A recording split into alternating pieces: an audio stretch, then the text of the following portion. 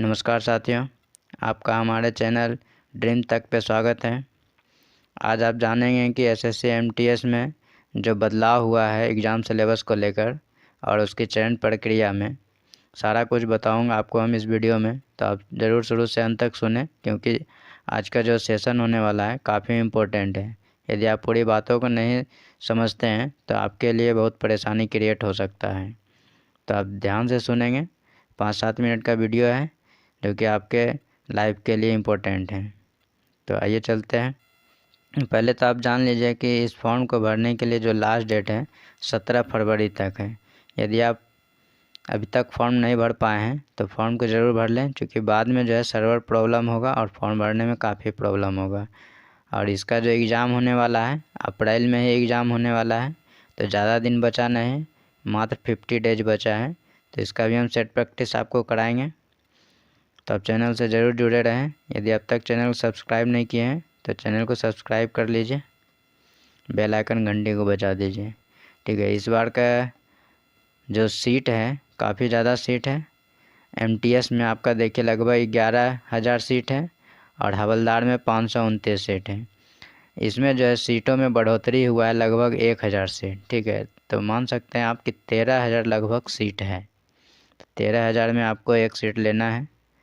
ठीक है, तो पहले के तरह जो आरक्षण लोगों को कैटेगरी वाइज मिलता था, ठीक है, SC ST 5 साल, OBC 3 साल, वो सब अभी भी लाभ मिल रहा है। तो हम मेन पॉइंट को जान लेते हैं कि क्या क्या बदलाव किया है। अगर आपका एज जो है 18 से 27 साल के बीच है तो आप इस फॉर्म को भर सकते हैं।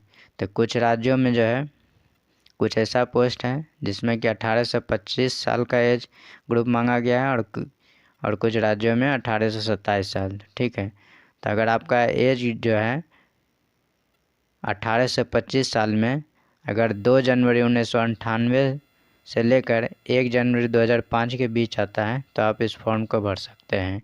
और दूसरा 28 से 27 साल के एज ग्रुप में जो है 2 जनवरी 1996 से लेकर 1 जनवरी 2005 के बीच अगर आपका एज ग्रुप है तो आप इस फॉर्म को भर सकते हैं। और जिसका एज इससे ज़्यादा एक्सटेंड हो गया है तो अपना कैटेगरी के आरक्षण के अनुसार से इस फॉर्म को अपना भर सकते हैं। ठीक है, तो मेन रूप से आप चलेंगे। इसमें और भी एक्स्ट्रा बातें कुछ पॉइंट्स नोट करते जाएंगे जो कि एग्ज़ाम रिलेटेड बदलाव हुआ है।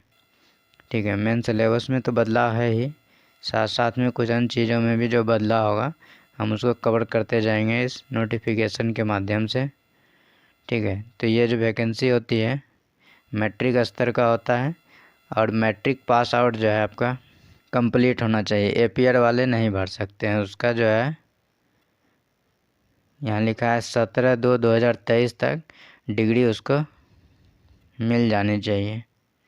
ठीक है, मैट्रिक पास होना चाहिए। यहाँ स्पष्ट लिखा है कि मैट्रिक पास होना चाहिए, एपीआर वाला नहीं भर सकते हैं। फ़ोटोग्राफ के बारे में जान लेते हैं कि फ़ोटोग्राफ में ध्यान देना है आपको, जो है कैप वगैरह या फिर चश्मा वगैरह पहन कर नहीं फ़ोटो खिंचाना है। और बैकग्राउंड का इन्होंने कोई चर्चा नहीं किया है। ठीक है, तो बैकग्राउंड आप वाइट डाल सकते हैं। पिछले बार कई कैंडिडेट का फ़ोटो की वजह से इन्होंने फॉर्म रिजेक्ट कर दिया था।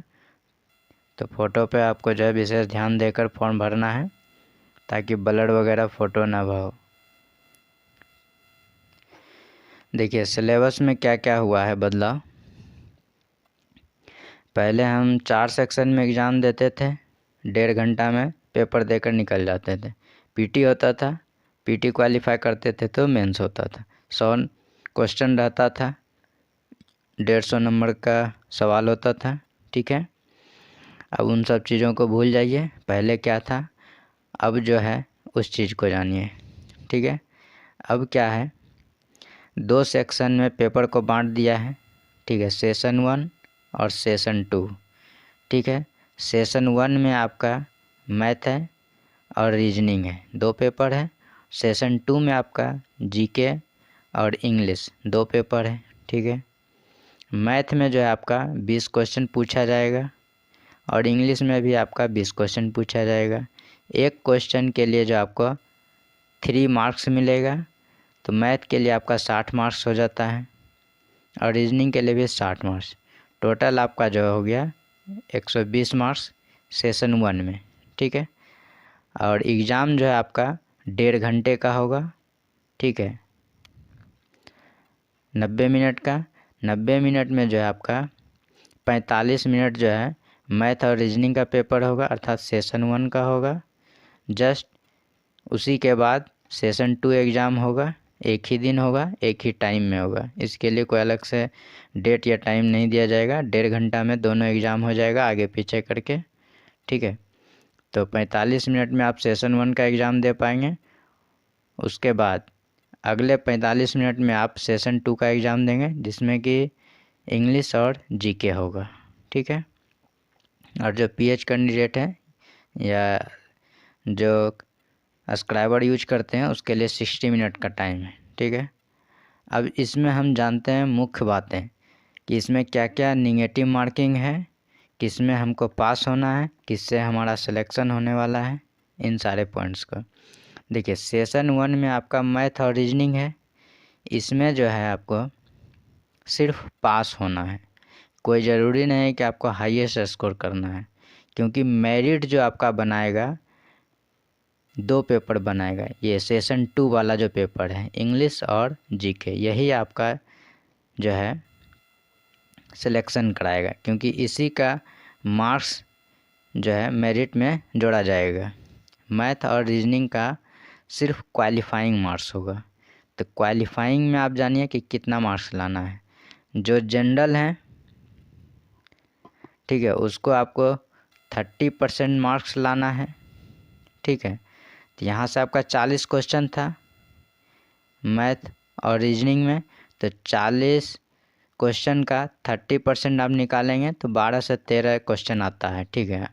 मोटा मोटी आपको 14 क्वेश्चन सही करना है, ठीक है। 14 क्वेश्चन अगर आपका सही हो जाता है तो आप सेशन 1 में पास हो जाते हैं। और इसमें जो है आपका निगेटिव मार्किंग नहीं है।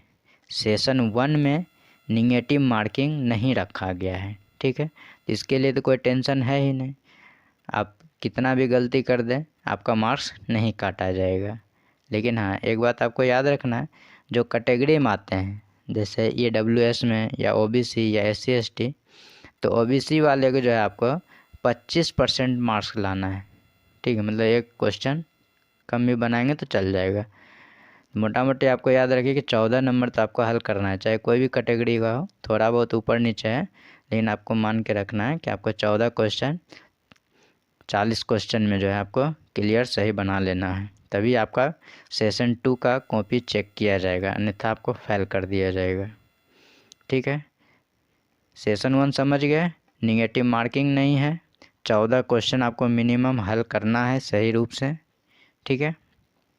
अब चलते हैं सेशन 2 के बारे में जानते हैं, जो कि आपके लाइफ का इम्पोर्टेंट रोल है।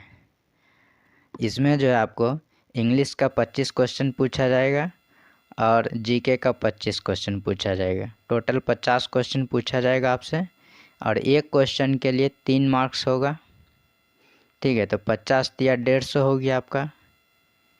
150 क्वेश्चन आपका सेशन 2 में पूछा जाएगा 150 नंबर का, ठीक है। 50 क्वेश्चन 150 नंबर का। और इसमें जो है आपका निगेटिव मार्किंग है, ठीक है। निगेटिव मार्किंग कितना है आपका? 3 पर 1 निगेटिव है। कितना है? 3 पर 1। मतलब क्या? अगर आप 3 क्वेश्चन गलत करते हैं तो आपका 1 नंबर काट लिया जाएगा, ठीक है। जैसे रेलवे में होता है 3 क्वेश्चन पर 1 निगेटिव, उसी तरह से इसमें भी है।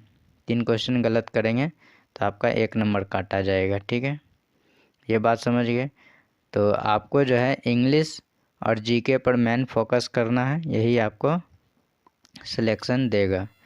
तो इसका जो है नोटिफिकेशन भी एक बार देख लीजिए, आपको मेन रूप से हम दिखा देते हैं ताकि आप भी इस चीज़ को भली भांति समझ पाएँ। देखिए यहाँ लिखा है स्पष्ट, there will be no negative marking in session 1। Session 1 में कोई भी निगेटिव मार्किंग नहीं है। In session 2 there will be negative marking of 1 marks for each wrong question. एक गलत आंसर देने के लिए 1 मार्क्स निगेटिव मार्किंग है, ठीक है। आप समझ गए निगेटिव मार्किंग के बारे में। और सिलेक्शन भी किस आधार पर होगा, इंग्लिश और जीके के आधार पे होगा। तो इसको आप हल्के में ना लें, इंग्लिश को और जीके को, इस पर ही आपको मेन फोकस करना है। ठीक है, ये आपका सिलेक्शन का पार्ट हो गया। अब जानते हैं कि पहले जो एग्ज़ाम होता था एमटीएस का, उसमें मेंस भी होता था। ठीक है, जिसमें कि आप डिस्क्रिप्टिव लिखते थे। अब वो चीज़ें नहीं होगी, ये ख़त्म कर दिया गया। ठीक है, एक चीज़ और, हवलदार के लिए मेंस होगा। उसमें मेंस में क्या होगा भाई, फिजिकल होगा। उसको जो है 1600 मीटर पैदल चलना है 15 मिनट में। ठीक है, महिला को जो है 1 किलोमीटर दूरी तय करना है वॉकिंग के रूप में 20 मिनट में। ठीक है, ये सब सेकेंडरी चीज़ है। अगर आप पढ़ेंगे तो आपका एमटीएस में ही हो जाएगा, उसमें दौड़ने भागने वाला काम नहीं होगा। तो मेंस भी ख़त्म हो गया। जो भी आपको मेहनत करना है सिर्फ इंग्लिश और जीके पे फोकस करना है। तो आप मेरे चैनल के साथ जुड़े रहिए। ठीक है, आपको इस तरह का हर जानकारी उपलब्ध कराया जाएगा एवं इसमें सेट प्रैक्टिस भी कराया जाएगा। तो आप देख लीजिए, यहाँ जो एग्ज़ाम सिलेबस है, सिलेबस में कुछ भी चेंजिंग नहीं हुआ है। जो मैथ पहले पूछा जाता था वही मैथ इस बार भी पूछा जाएगा। क्वेश्चन का लेवल, पैटर्न सब कुछ सेम है, चाहे वह मैथ का पेपर हो चाहे रीजनिंग का हो, सबका सेम सिलेबस है। ठीक है, यहाँ पे आप सिलेबस देखिए, जीके का वही पुराना वाला ही कॉपी पेस्ट किया है, इंग्लिश का भी वही पुराना वाला ही है। तो सिलेबस सबका सेम है। ठीक है, तो आप समझ गए कि किस तरह से इस बार सिलेक्शन होगा, आपको किस चीज़ों पे फोकस करना है।